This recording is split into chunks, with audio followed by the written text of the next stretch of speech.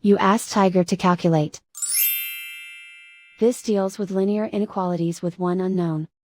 The final result is q equal or smaller than 4. Let's solve it step by step. Group all constants on the right side of the inequality. Subtract 11 from both sides.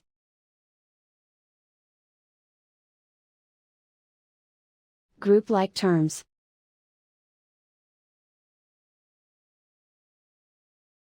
Simplify the arithmetic.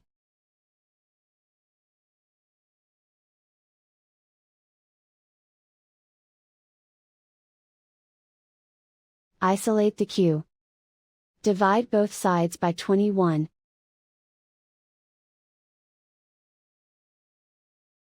Simplify the fraction.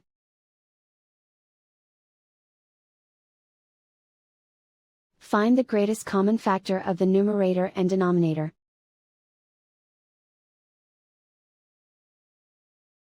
Factor out and cancel the greatest common factor.